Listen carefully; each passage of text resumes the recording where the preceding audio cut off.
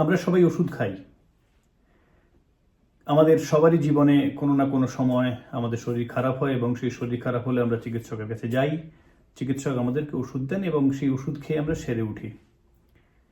কিন্তু এখন প্রশ্ন যে এই ওষুধটা তৈরি হয় কিভাবে? একটা নতুন ওষুধ যখন বাজারে আসছে তার কি কি প্যারামিটার্স থাকে, কি কি জিনিস সেগুলোকে তার মেনটেন করতে হয় এবং তারপর সেটা বাজারে আসে। এবং আর একটা সব থেকে বড় কথা, যখন একটা ওষুধ বাজারে এলো সেই ওষুধটার অনেক ক্ষেত্রে দেখি আমরা এখন বর্তমানে শুনি যে কিছু যেগুলো জিন থেরাপি আসছে সেগুলো প্রচণ্ড এক্সপেন্সিভ, কয়েক কোটি টাকা দাম, কয়েক লক্ষ টাকা দাম।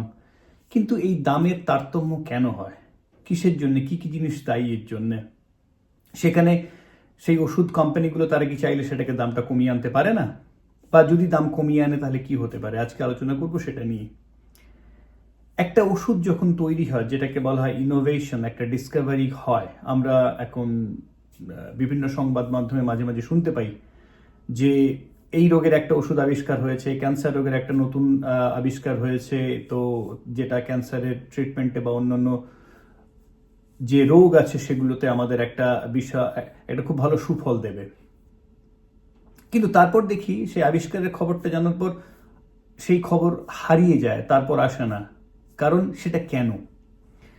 প্রথমত বলবো, একটা ওষুধ আবিষ্কার করতে কেন এত সময় লাগে? একটা ওষুধ আবিষ্কার করতে সময় লাগে 5 বা 20 বছর পর্যন্ত সময় লাগতে পারে, এবং সেটা নির্ভর করে সেই ওষুধটার টার্গেট কি এবং সেই টার্গেটটা কত জটিল, তার উপরে অনেকগুলো ফ্যাক্টর এখানে কাজ করে, যার জন্য একটা সময়সীমা সেটা আলাদা আলাদা হতে পারে, এবং কোন রোগের নিয়ে কাজ করছি সেটার জন্য সময়সীমা আলাদা হতে পারে। যে কোনো ওষুধ বা যে কোনো থেরাপি বা যে কোনো ভ্যাকসিন যখন বাজারে আসে, তার যে একটা গবেষণা করে একটা নির্দিষ্ট একটা পথ আছে, একটা আন্তর্জাতিক একটা গাইডলাইন আছে, ইন্টারন্যাশনাল গাইডলাইন আছে, যেগুলোকে মেনটেন করতে হয়। প্রাথমিক পর্যায়ে কি করতে হয়? আমাদের একটা টার্গেট সিলেক্ট করতে হয় যে আমরা কোন রোগের বিরুদ্ধে একটা একটা একটা কোনো মেডিসিন বানাতে যাচ্ছি, কি একটা একটা ভ্যাকসিন বানাতে যাচ্ছি বা কোনো থেরাপি বানাতে যাচ্ছি। তারপর সেই টার্গেটটা সম্বন্ধে আমাদেরকে জানতে হবে, এবং তারপরে শুরু হবে সেই টার্গেটটা, যে আমরা যে যে ওষুধটা বা ভ্যাকসিনটা করছি সেটা কার্যকরী হয় কিনা আগে গবেষণাগারে ছোটখাটো লেভেলে সেগুলো পরীক্ষা করতে হবে। এবং এই পরীক্ষা কিন্তু অনেক, মানে কয়েক শ থেকে কয়েক হাজার রকমের পরীক্ষা হতে পারে। সেই পরীক্ষায় যদি দেখি আমরা যে ঠিকঠাক ফল পাওয়া যাচ্ছে, তারপরে সেটাকে নিয়ে আমরা তার পরবর্তী পর্যায়ে ভাবতে পারি। পরবর্তী পর্যায়ে কি? পরবর্তী পর্যায়ে হচ্ছে কোনো পশুর দেহে, যেমন ইঁদুর বা এই জাতীয় ছোট কোনো অ্যানিম্যালের ওপরে আমরা সেটাকে প্রয়োগ করে দেখলাম। কেন কি? কারণ এই সমস্ত অ্যানিম্যালের সাথে আমাদের যে শারীরিক সাদৃশ্যতা অনেকটা বেশি আছে, তো সেই কারণে ওখানে দেখা হয়।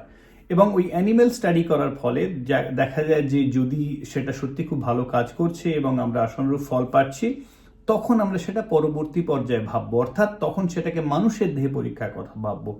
এই যে গবেষণাগার থেকে ইঁদুরের দেহে পরীক্ষা পর্যন্ত, এই পর্যায়টাকে বলা হয় যে আবিষ্কার বা ডিসকভারি ফেজ। ঠিক আছে? এবার এই আবিষ্কার হলো মানেই যে সেটা মানুষের সেই ওষুধটা বা সেই ভ্যাকসিনটা মানুষের ব্যবহারে এসে যাবে, সেই ধারণা ভুল। একটা মানে স্ট্যাটিস্টিক্যালি দেখতে গেলে দেখা যায় যে হচ্ছে এটা মেডিসিনের সাকসেস রেট 3 to 5%। অর্থাৎ যদি 100খানা ওষুধ নিয়ে কাজ হয় যেগুলো ডিসকভারি ফেজে অর্থাৎ আবিষ্কার ফেজে সফল হয়েছে, সেখান থেকে কিন্তু মানুষের ব্যবহারে পৌঁছবে মাত্র 3 থেকে 5টা। এটা একটা গড়। কিন্তু সেটা কেন? কারণ আবিষ্কার ফেজে এই যে সাফল্য পাওয়ার পর তারপর আসবে যেটা হচ্ছে ডেভেলপমেন্টাল ফেজ বা হিউম্যান ক্লিনিক্যাল ট্রায়াল, অর্থাৎ মানুষের দেহে সেই ওষুধটার পরীক্ষা করা হবে। তার তার মোট 3টে পর্যায়ে আছে, ফেজ 1, ফেজ 2 এবং ফেজ 3। এই 3টে পর্যায়ে বিভিন্ন ধরনের সেখানে রোগী বা বিভিন্ন নাম্বার অফ যে পেশেন্ট বা সাবজেক্ট বলা হয় তাদেরকে রিক্রুট করা হয়। ফেজ 1-এ কম সংখ্যক, সেখানে 5, 10 বা 20 বা 100 সেটা করে সিলেক্ট করা হয়, তাদের উপর দেখা হয়, এবং তারপরে ফেজ 2-তে আরও সংখ্যা বাড়ানো হয় এবং ফেজ 3-তে সেটাকে আরও বিশাল সংখ্যায় বাড়ানো হয়। এবং এই সময়সীমা, যে ফেজ 1-এ কতক্ষণ লাগবে, ফেজ 2 কতক্ষণ লাগবে, ফেজ 3-তে কতক্ষণ লাগবে, সেটাও পুরোপুরি নির্ভর করে আমরা কি ধরনের টার্গেট করছি।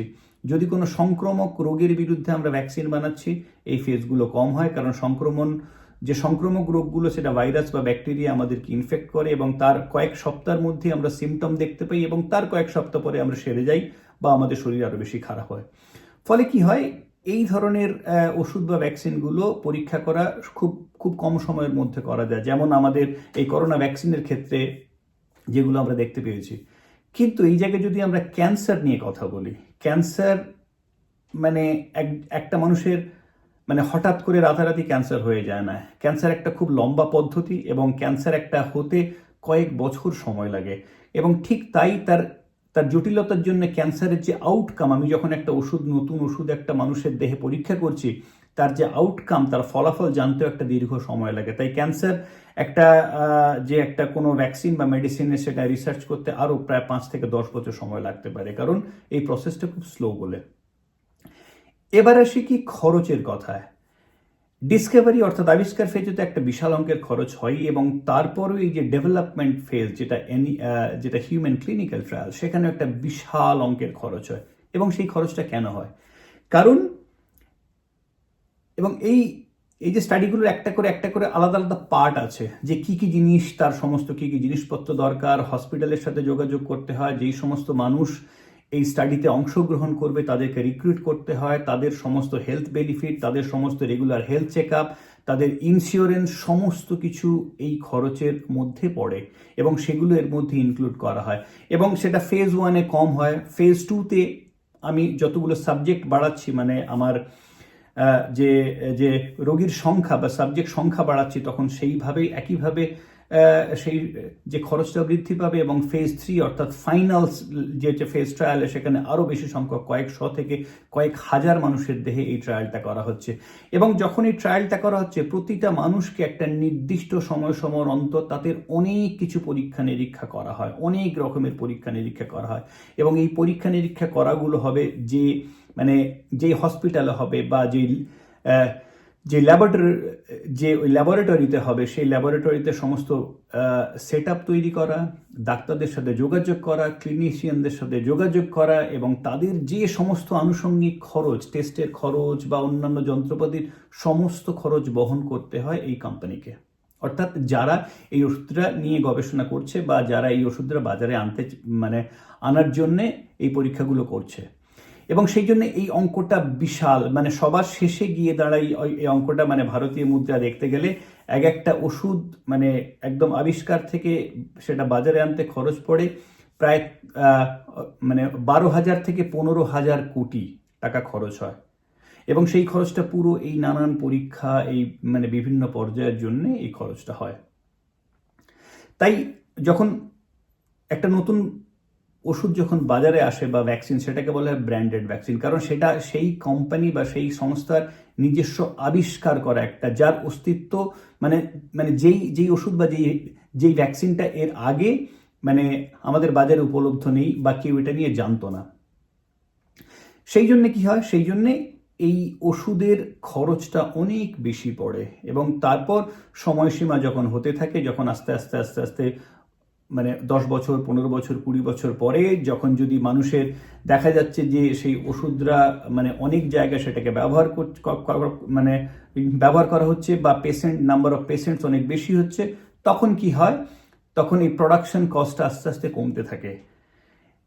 তো সেই কারণে এই ওষুধের দামটাও আস্তে আস্তে কমতে থাকে। তবে হ্যাঁ, এখানে আরেকটা জিনিস বলতে ভুলে গেছি, যে প্রোডাকশন ইউনিট, প্রত্যেকটা ওষুধের প্রোডাকশন আলাদা আলাদাভাবে হয়। যে আমার একটা জিনিস আছে, এটা আমাদের ওই রান্নার কোনো কড়াই নয় যে একটা কড়াইতে আমি সব রকম রান্না করতে পারবো, ওষুধের ক্ষেত্রে সম্ভব নয়। প্রত্যেকটার জন্য আলাদা আলাদা করে প্রোডাকশন ইউনিট হয়, তার প্যারামিটার আলাদা হয় এবং সেই প্রোডাকশন ইউনিট তৈরি করতে হয়। তারপর সেটাকে কোয়ালিটি কন্ট্রোল করা হবে, যে এই ওষুধটা সত্যি সঠিকভাবে কাজ করছে কিনা, প্রত্যেকটা ব্যাচ টেস্ট করা হবে, টেস্ট করে তারপর সেটা মার্কেটে আসবে। তারপর সেটা আমরা আমাদের যে চিকিৎসার জন্যে সেই ওষুধরা বা সেই ভ্যাকসিনটা আমরা ব্যবহার করতে পারি। তো এই একটা দীর্ঘ প্রসেস। তো সেই জন্যেই ওষুধের এত বেশি দাম হয়। যখন বিশেষ করে সেই ওষুধটা যখন প্রথমবার বাজারে আসে এবং আস্তে আস্তে সেটা যখন মানুষের ব্যবহার, সেটা একটা অনেক বেশি মাত্রা বাড়তে থাকে এবং যখন সেই ওষুধের যে একটা নির্দিষ্ট পেটেন্ট থাকে, অর্থাৎ সময়সীমা, যে এই এত বছর পর্যন্ত এই কোম্পানি এই ওষুধটা তারা তাদের ব্র্যান্ড নেম দিয়ে মানে বাজারে বিক্রি করতে পারবে, এবং সেই সময়সীমা শেষ হয়ে গেলে তখন সেটা যে কোনো কোম্পানি বানাতে পারে, এবং সেটাকে বলা হয় এই জেনেরিক মেডিসিন। অর্থাৎ সেটার করার জন্য সেটা অনেক বেশি কম খরচ হয়, কারণ এই গবেষণা বা এই সমস্ত যে পরীক্ষার খরচ সেগুলো থাকে না। তো সেই কারণে একটা নতুন ওষুধ বাজারে আনতে গেলে খরচ প্রায় 12,000 থেকে 15,000 কোটি টাকা, এবং সেই খরচটা হয় কারণ প্রত্যেকটা যে এক্সপেরিমেন্ট করা হয়, প্রত্যেকটা যে মানুষের দেহে পরীক্ষার প্রত্যেকটা পর্যায়ে প্রত্যেকটা প্যারামিটার ঠিকঠাক দেখার জন্য প্রচুর অর্থের প্রয়োজন হয়, এবং সেই জায়গাতেই এই অর্থটা ব্যবহার হয়, এবং সেই জন্যেই একটা সময় সাপেক্ষ ব্যাপার এবং অনেক বেশি খরচ সাপেক্ষ। এবং আরেকটা জিনিস, এই ওষুধ আবিষ্কার বা ওষুধ যে বাজারে আনতে গেলে এতে ঝুঁকির পরিমাণ সব থেকে বেশি, যে কোনো ব্যবসার থেকে সব থেকে বেশি ঝুঁকি থাকে, প্রায় 90 থেকে 95% সেখানে ঝুঁকির আশঙ্কা থাকে। এবং সেই জন্যে এইগুলো মানে খুব বড় বড় সংস্থা ছাড়া নতুন ওষুধ বাজারে আনতে পারে না, বা তারা আনতে চায় না। যে পরিমাণ অর্থের প্রয়োজন হয় সেটা তাদের থাকে না। তাছাড়া যদি সেটা কোনোভাবে সফল না হয়, যেখানে মানে মানে মানে মানে ওই বিফল হওয়ার মানে চান্সই সব থেকে বেশি, সেখানে সেই অর্থনৈতিক সেই ঘাটতিটা থেকে নিজেদেরকে মানে ওই রিকভার করা অনেক কোম্পানির ক্ষেত্রে সহজ হয় না। তাই নতুন ওষুধ যারা নিয়ে আসে, বিশেষ করে যারা সারা পৃথিবী জুড়ে যেগুলো বড় বড় কোম্পানি, তারাই একমাত্র নতুন ওষুধ বাজারে নিয়ে আসে, যেটা ইনোভেট করে, যেটা আবিষ্কার করে। নচেত মানে ছোটোখাটো কোম্পানি, তাদের ক্ষেত্রে তাদের সেই ওয়ার্কফোর্স নেই, সেই ধরনের ল্যাবরেটরি নেই, তাই তারা করতে পারে না। সুতরাং ওষুধ যখন নতুন আসে বাজারে, তার দাম হয়, কারণ তার দামের কারণ এইগুলোই।